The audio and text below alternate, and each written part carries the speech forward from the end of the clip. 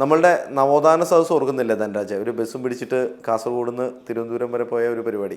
അതെ. ആ ഈവൻറ്റിന് ശേഷം LDF സർക്കാരാണ്, പക്ഷേ എന്നാലും LDF നടത്തുന്ന പുതിയ പ്രോഗ്രാം നമ്മുടെ അടുത്ത 8-ാം തീയതി ഇവിടെയൊന്നും അല്ല, അങ്ങ് ഡൽഹിയിൽ ജന്തർ മന്ദിറിൽ വെച്ച് നടത്തുകയാണ്.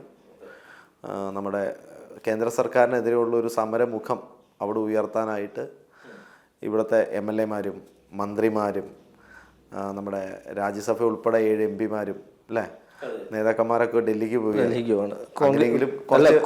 പ്രതിപക്ഷത്തെ വിളിച്ചിരുന്നു, അവർക്ക് അതിനകത്ത് കാര്യമില്ല എന്നറിയാവുന്നതുകൊണ്ട് അവർ പോയി. എന്തിനാണ് സമരം എന്ന് ചോദിക്കുമ്പോഴാണ് പ്രതിപക്ഷം എന്തിനാണ് എന്ന് ചോദിക്കുന്നതാണ് വേറൊരു സമരത്തിന്റെ കാര്യം അറിയുമ്പോഴാണ് അതിലെ പ്രതിപക്ഷത്തിന്റെ മാറി നിൽക്കൽ എന്താണെന്നുള്ളത് നമുക്ക് മനസ്സിലാവുകയുള്ളൂ. മറ്റേ ഒരു സിനിമയുണ്ട്, എനിക്കിപ്പോൾ ഓർമ്മ പറഞ്ഞത്, നെടുമുടി വേണു ഒരു സിനിമയിൽ പറയുന്നത്, പല ട്രോളുകളിലും ഇവിടെയൊന്നും കിട്ടിയില്ല എന്ന് പറയുന്ന ഒരു സാധനം. ആ ഒരു അവസ്ഥയിലാണ്. അതിന്റെ കോമഡി നമ്മൾ പറയുകയാണെങ്കിൽ, ഈ കേരളത്തിൽ ആദ്യമായിട്ടാണ് ഒരു സർക്കാരിന് 2 തവണ അടുപ്പിച്ച് ഭരണം കിട്ടുന്നത്. മുൻകാലങ്ങളിലൊക്കെ നമ്മൾ കേട്ടുകൊണ്ടിരുന്നത് മുൻ സർക്കാരിന്റെ നയം, ഇടതുപക്ഷം പ്രത്യേകിച്ച് എപ്പോൾ കയറിയാലും മുൻ സർക്കാരിന്റെ നയം കാരണം നമ്മുടെ ഖജനാവ് കാലിയായിരുന്നു. ഈവൻ 2016 കയറിയപ്പോഴും നമ്മൾ കണ്ടു കേരളത്തിന്റെ എന്താ പറയുക ഈ സിറ്റുവേഷൻ. ഉമ്മൻചാണ്ടി ഇറങ്ങിയിട്ട് നമ്മുടെ തോമസ് ഐസക് ധവളപത്രം ഇറക്കി. ഇങ്ങനെ പോവുകയാണെങ്കിൽ 2021 ആകുമ്പോഴത്തേനും കേരളത്തിന്റെ എന്താ പറയുക സാമ്പത്തിക സ്ഥിതി വളരെ ദയനീയമായിരിക്കും, പലിശ അടക്കം മുടങ്ങും, ഇതൊക്കെ പറഞ്ഞ് ഒരു മുൻ സർക്കാരിനെ കുറ്റം പറഞ്ഞുകൊണ്ടുള്ള ഒരു ഇത് നടക്കുന്നില്ല. കാരണം പറയില്ല, മുൻ സർക്കാർ ഇവർ തന്നെയാണ് ഭരണ തുടർച്ച കിട്ടിയത് കൊണ്ട്. ഇപ്പൊ ആകെ കുറ്റം പറയാൻ പറ്റുന്നത് കേന്ദ്രത്തിന് മാത്രം. അതെ, എന്താണ് അവിടെ മാറ്റം വന്നതെന്നുള്ളത് നമ്മൾ ആലോചിക്കേണ്ടത്. പ്രത്യേകിച്ച് ഒന്നും സംഭവിച്ചിട്ടില്ല. കടമെടുപ്പ് പരിധി അത് കേന്ദ്രം നിശ്ചയിച്ചു, അതിൻ്റെ ഉള്ളിൽ നിന്ന് കടമെടുക്കണം. അതിനെതിരെയാണ് ഇപ്പം സുപ്രീം കോടതി കടപരിധി ഉയർത്തണം എന്നുള്ള ആവശ്യം. അത് കേരളത്തെ എന്താ പറയുക സ്തംഭിപ്പിക്കുന്ന രീതിയിലോട്ട് പോകും എന്നൊക്കെ പറഞ്ഞിട്ടാണ് ഇപ്പോൾ സ്യൂട്ട് ഫയൽ ചെയ്തിരിക്കുന്നത്. സ്വീകരിച്ചിട്ടുണ്ട്. ഇതിന്റെ നടപടികൾ എന്താവും, റിസൾട്ട് എന്താവും എന്നൊക്കെ നമുക്ക് നോക്കാം. എനിക്ക് തോന്നുന്നത് ആ സ്യൂട്ട് അത്ര അനുകൂലമായിരിക്കില്ല എന്നുള്ളൊരു ബോധ്യം, ചെറിയ തോതിൽ എങ്ങാനും അത് പാളിപ്പോയി കഴിഞ്ഞാലും മുന്നോട്ട് പോവാൻ വേണ്ടിയിട്ടായിരിക്കാം. അതെ, അല്ല ഇപ്പൊ മുന്നോട്ട് പോവാന്നുള്ളതിനേക്കാളും ഇപ്പോഴത്തെ ഈ ഒരു നാടകം നടക്കുന്നത് ലോക്സഭ ഇലക്ഷൻ മുന്നിൽ കണ്ടിട്ട് മാത്രമല്ല, ഇനി ഈ ലോക്സഭ ഇലക്ഷൻ വരുന്ന സമയത്തൊക്കെ എത്ര സർക്കാർ ജീവനക്കാർക്കുള്ള ശമ്പളവും മറ്റും ഉള്ള കാര്യങ്ങളും ഒക്കെ നോക്കണം. ഇതിലൊക്കെ ഒരു തരി പോലും വ്യത്യാസപ്പെടുത്താൻ പറ്റില്ല. പിന്നെ വലിയൊരു 2 ഫെസ്റ്റിവൽ അതിനിടയ്ക്ക് വരുന്നുണ്ട്. ഒന്ന് ഈസ്റ്റർ വരുന്നുണ്ട്, പിന്നെ വിഷു വരുന്നുണ്ട്. ഈ സമയത്ത് കിറ്റും അതിൻ്റെ അകത്തുള്ള പപ്പടവും അതിൻ്റെ അകത്തുള്ള ചിപ്സും ഒന്നും ഇല്ലെങ്കിൽ തന്നെയും കൃത്യമായ ശമ്പളവും ബോണസും ഒക്കെ എത്തിക്കണം. അല്ലെങ്കിൽ നമുക്കറിയാം മാർച്ച് മാസമാകുമ്പോൾ ഇവിടെ ഭയങ്കരമായുള്ള ഒരു റോഡ് ടാറിങ്ങും പരിപാടികളും, മാർച്ചിൽ ഫണ്ട് ക്ലിയർ ചെയ്യാനുള്ളൊരു പിന്നെ ഫണ്ട് മറ്റേ എന്താ പറയുക ടാറിങ്, ജൂണിലെ മഴയ്ക്ക് അത് ഒഴിച്ചു പോകണം, പിന്നെ അടുത്ത മാർച്ചിൽ, അങ്ങനത്തെ ഒരു പ്രോസസ്സ് നമ്മുടെ കേരളത്തിൽ വർഷങ്ങളായിട്ട് നടക്കുന്ന ഒരു പ്രോസസ്സാണ്. അപ്പോൾ ഇതിനൊക്കെ ഫണ്ട് വേണം. ആ ഫണ്ട് കിട്ടിയില്ലെങ്കിൽ ശരിക്കും സർക്കാർ ഗതികേടാവും. പക്ഷെ അതിന് ഈ സർക്കാരിന് ചെയ്യേണ്ടതായ കുറെ കാര്യങ്ങളുണ്ട്. ഇവിടുത്തെ ടാക്സ് പിരിച്ചെടുക്കുക. ഇപ്പൊ ഇവിടെ സർക്കാർ ടാക്സ് പിരിച്ചെടുക്കുന്ന ആകെ ഞാൻ നോക്കിയിട്ട് മദ്യത്തിനും പിന്നെ ഇന്ധനം, കാരണം ഇതൊക്കെ ഉൽപ്പാദിപ്പിക്കുന്നിടത്തു നിന്ന് തന്നെ ഡയറക്റ്റ് ടാക്സ്, അല്ലാതെ ഒരാളും പോയി പിരിക്കുകയോ കിട്ടാന്നുള്ളതിനെ പറ്റി അന്വേഷിക്കുകയോ ഒന്നും ചെയ്യേണ്ട കാര്യമില്ലാത്തതുകൊണ്ട് ഈ ടാക്സ് കൃത്യമായിട്ട് കിട്ടുന്നുണ്ട്. ഇതിനപ്പുറത്തേക്ക് നോക്കുകയാണെങ്കിൽ നമുക്കറിയാം 22,000 കോടിയാണ് GST പിരിച്ചെടുക്കാനുള്ളത്. GST എന്ന് പറഞ്ഞാൽ 2017 വന്ന സാധനം. അതിനകത്തേക്ക് കുടിശ്ശിക 22,000 കോടി എന്ന് പറഞ്ഞ് CAG പറഞ്ഞത്. ഇനി അതിനും അപ്പുറം പോവുകയാണെങ്കിൽ നമുക്കൊക്കെ കണ്ടതാ റോബിൻ ബസ് വഴിയിൽ നിന്ന് തടഞ്ഞു നിർത്തി പിടിക്കുന്നത്. അവർക്കുണ്ട് ഏതാണ്ട് 1,500 കോടിയുടെ കുടിശ്ശിക കിട്ടാൻ MVDക്ക് മോട്ടോർ വെഹിക്കിൾ.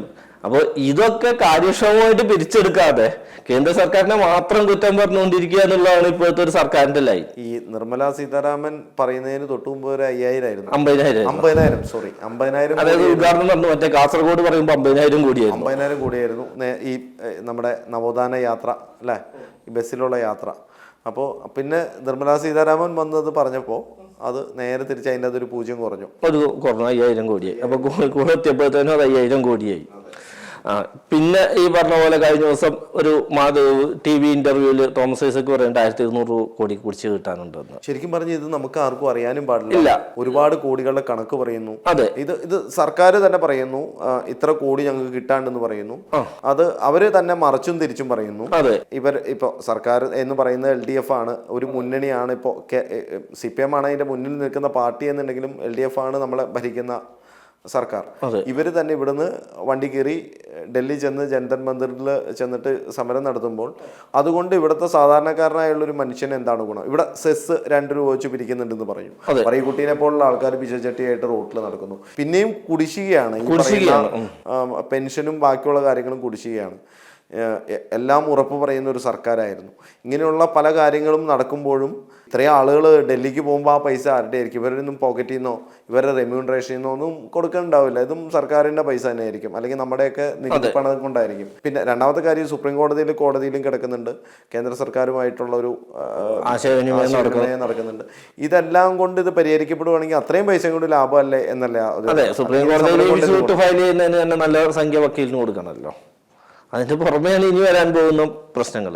ഈ പ്രശ്നങ്ങളുടെയൊക്കെ എന്താണ് ബേസിക് കാരണം എന്നുള്ളതാണ് നമ്മൾ കണ്ടുപിടിക്കേണ്ടത്. അല്ലാതെ കേന്ദ്രം തരുന്നില്ല എന്ന് പറയുമ്പോൾ കേന്ദ്രം പറയുന്നത് കണക്ക് കിട്ടിയിട്ടില്ല എന്നുള്ളതാണ്. അപ്പോൾ കണക്ക് കൊടുത്താൽ പൈസ കിട്ടും എന്നുള്ളതാണ് കേന്ദ്രം പറയുന്നത്. അതെ, ഇത്രയും തന്ന കാശിന് ഇവിടെ കണക്ക് പോയി എന്നുള്ളതാ. പിന്നെ ഇപ്പൊ പഴയ പോലെ എന്താ പറയുക, ഈ ഡയറക്റ്റ് ബെനിഫിഷ്യറീസ് വന്നു കഴിഞ്ഞപ്പം പഴയ കാശുകളും കേന്ദ്ര സർക്കാരിന്റെ പല ഫണ്ടുകളും അല്ലെങ്കിൽ പല സ്കോളർഷിപ്പുകളൊന്നും കേരളത്തിന് സർക്കാരിന് തൊടാൻ പറ്റുന്ന ഒരു അവസ്ഥയിലല്ല. ഇത് ഞാൻ പറയാൻ കാരണം പഴയ ഏതോ ഒരു സ്കോളർഷിപ്പിൻ്റെ കുറെ കൊല്ലം മുമ്പുള്ളൊരു സർക്കാർ ഉത്തരവാണ്. ഡസ്റ്റർ ആണുള്ളത്, അപ്പോൾ അവർക്കത് ഇന്നോവയാക്കി മാറ്റണം. അപ്പോൾ ഏതോ സ്കോളർഷിപ്പിൽ 12% ഓഫീസ് നിർവഹണത്തിന് എടുക്കാം. ആ ഓഫീസ് നിർവഹണത്തിന് എടുക്കുന്ന പൈസയിലാണ് ഇന്നോവ മേടിക്കാൻ അവർ കാശ് എടുത്തത്. അത് സർക്കാർ ഉത്തരവ് ഞാൻ പണ്ട് കുറച്ചു മുമ്പ് കഴിഞ്ഞ പിണറായി സർക്കാരിൻ്റെ കാലത്ത് കണ്ട് വായിച്ചതാ. അങ്ങനത്തെ പരിപാടികളൊക്കെ നിന്നു. ഇപ്പം സർക്കാരിന് കിട്ടുന്ന ഫണ്ട് ആ വഴിക്കും കുറഞ്ഞു, ഡയറക്റ്റ് ബെനിഫിഷ്യറീസ്. കാരണം പണ്ട് തന്നെ രാജീവ് ഗാന്ധി പ്രസംഗിച്ചൊരു കാര്യമുണ്ട്, നമ്മൾ ഇവിടുന്ന് ഒരു 100 രൂപ കൊടുത്താൽ 15 രൂപയാണ് അതിൻ്റെ ബെനിഫിഷ്യറിക്ക് കിട്ടുക എന്നുള്ളത്. അപ്പോൾ അതൊക്കെ ഒരു മാറ്റം കേന്ദ്ര സർക്കാർ കൊണ്ടുവരുമ്പോൾ ഇപ്പോൾ ഈ കറക്റ്റായിട്ട് ആൾക്കാർക്ക് കിട്ടുന്നു. കഴിഞ്ഞ ദിവസം തോമസ് ഐസക്കിൻ്റെ ഇതേപോലത്തെ ഒരു പോസ്റ്റാണ്, മുദ്രാ ലോൺ ഇലക്ഷൻ തെരഞ്ഞെടുപ്പ് എൻ്റെ വോട്ടാണ് മുദ്രാ ലോൺ എന്നുള്ളത്. അതായത് ഡയറക്റ്റ് ജനങ്ങളുമായിട്ടാണ് ഇപ്പോൾ കേന്ദ്ര സർക്കാരിന്റെ ഫണ്ടിങ് കുറേയൊക്കെ പോകുന്നത്. നമ്മുടെ സാം എന്ന് പറഞ്ഞിട്ട് ഒരു പദ്ധതി ഉണ്ട് കേന്ദ്ര സർക്കാരിന്റെ, മറ്റേ 50% ട്രാക്ടർ മേടിച്ചാലും നമുക്ക് 50% കിട്ടും. അഗ്രികൾച്ചർ പ്രോജക്റ്റ് ആണ്, അഗ്രികൾച്ചറിന്റെ സാധന സാമഗ്രികൾ മേടിക്കുന്നത്. ഡയറക്റ്റ് മാത്രമല്ല, എല്ലാ സാധനങ്ങളും, ട്രാക്ടർ ആയാലും ഡ്രോൺ ആണെങ്കിലും അതിന് 9 ലക്ഷം ആണെങ്കിൽ 4 ലക്ഷം, എന്ത് സാധനത്തിനായാലും. അല്ല, ഇപ്പോൾ നമ്മൾ സൊസൈറ്റി ആണെങ്കിൽ 90% കേന്ദ്ര സർക്കാർ നേരിട്ട് അക്കൗണ്ടിലോട്ട് ഇട്ട് കൊടുക്കുന്നത്. ആ കഴിഞ്ഞാൽ സംസ്ഥാന സർക്കാരിന് അല്ലെങ്കിൽ കേരള കൃഷി വകുപ്പിനാകുള്ള ജോലി എന്ന് പറഞ്ഞാൽ ചെക്ക് ചെയ്യുന്നത് മാത്രമേ ഉള്ളൂ. പിന്നെ ആദ്യം നമ്മൾ ഫുൾ കാശ് മുടക്കണം. അപ്പൊ ഇതിനകത്ത് ഒന്നും തന്നെ കേരള സർക്കാരിനോട് ഫണ്ട് കൊടുത്തിട്ട് പിന്നെ കേരള സർക്കാർ ചെലവാക്കുന്ന ഒരു പദ്ധതി അല്ല ഇപ്പോൾ. അതും ശരിക്കും സർക്കാരിന്റെ വരുമാനത്തെ നല്ല രീതിയിൽ ബാധിച്ചിട്ടുണ്ട് എന്നാണ് എനിക്ക് തോന്നുന്നത്. അപ്പൊ ഇങ്ങനെ ഒരുപാട് പദ്ധതികൾ കേന്ദ്രം നടപ്പാലാക്കുന്നതുകൊണ്ട് കേരളത്തിന് നൽകുന്നുമുണ്ട്. പക്ഷെ എന്നിട്ടും ഇവിടെ നടക്കുന്ന ഒരു വ്യാജപ്രസംഗം ഞാൻ പറയുന്നില്ല, നമ്മൾ സ്ഥിരമായിട്ട് കേൾക്കുന്ന ഒരു ഡയലോഗാണ്, 1 രൂപ നമ്മൾ കേന്ദ്രത്തിലോട്ട് കൊടുത്തു കഴിഞ്ഞാൽ കേരളത്തിന് കിട്ടുന്ന 25 പൈസയാണ്, പിന്നെ UPക്ക് കിട്ടുന്നത് 1 രൂപ 24 പൈസയാണെന്ന്. അതൊരു യാഥാർത്ഥ്യമാണ്. കാരണം ഓരോ സംസ്ഥാനത്തിന്റെ നിലവാരത്തിനനുസരിച്ചാണ് നമ്മൾ കൊടുക്കുന്നത്, കേന്ദ്രം കൊടുക്കുന്നത്. അതായത് ഇപ്പൊ ഞാൻ ഈ കഴിഞ്ഞ ദിവസം ഒരു ഇത് നോക്കി, എന്താ പറയുക, ഗർഭിണികളായ സ്ത്രീകൾക്ക് കൊടുക്കുന്ന ഫണ്ട് UPയിൽ കൊടുത്തിരിക്കുന്നത് 590 കോടിയാണ്. അവിടെ അത്രയും ജനസംഖ്യ ഉണ്ട്. കേരളത്തിന് കൊടുത്തിരിക്കുന്നത് 50 കോടിയാണ്, 59 കോടി. ലക്ഷദ്വീപിൽ കൊടുത്തിരിക്കുന്നത് 1 ലക്ഷം രൂപയാണ്. വ്യത്യാസം ഓരോ സംസ്ഥാനത്തിനും അതിൻ്റെതായ വ്യത്യാസം ഉണ്ടല്ലോ. അല്ലെങ്കിൽ ഇപ്പൊ ഈ ഞാൻ കഴിഞ്ഞ മാസം 8000 രൂപ GST ആയിട്ടും മദ്യത്തിനായിട്ടും മൊബൈൽ ഫോൺ മേടിച്ചതിൻ്റെ ഒക്കെ ഒരു ടാക്സ് കൊടുത്തിട്ടുണ്ട്. എനിക്ക് തിരിച്ച് 1 രൂപ പോലും കിട്ടിയിട്ടില്ല. എന്നിട്ട് മറിയക്കുട്ടിക്കൊക്കെ ഉള്ളവർക്ക് 1600 രൂപ കൊടുത്തില്ലേ? ഇങ്ങനെ നോക്കുമ്പോൾ അത് ഓരോരുത്തരും കൊടുക്കുന്ന കാശ് അതേമാതിരി കിട്ടണം എന്ന് പറയാൻ പറ്റില്ലല്ലോ. ഇതൊരു രാജ്യത്തിന്റെ വികസനത്തിനാണ് ഈ പൈസ എടുക്കുന്നത്, അല്ലെങ്കിൽ ഞാൻ കൊടുക്കുന്ന സംസ്ഥാനത്തിന്റെ വികസനത്തിനാണ് പോകുന്നത്. അല്ലാതെ അത് എനിക്ക് തന്നെ തിരിച്ചു തരണമെന്ന് എനിക്ക് പറയാൻ പറ്റുമോ?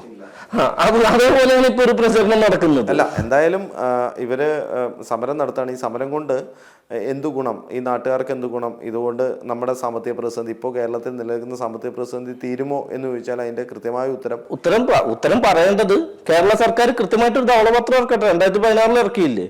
ഇല്ലെങ്കിൽ ഏതെങ്കിലും ഒരു MP, ഇത്ര MP മാരുണ്ടല്ലോ, 5-7 MP മാരുണ്ട് അടുത്ത വർഷത്തിന് മാത്രം, അതല്ലാതെ ബാക്കി MP മാരുണ്ട്. ഇവരാരെങ്കിലും പാർലമെന്റിൽ ചോദിച്ചിട്ടുണ്ടോ അല്ലെങ്കിൽ രാജ്യസഭയിൽ ചോദിച്ചിട്ടുണ്ടോ കേരളത്തിന് എത്ര രൂപ കുടിശ്ശികയുണ്ട് എന്ന്?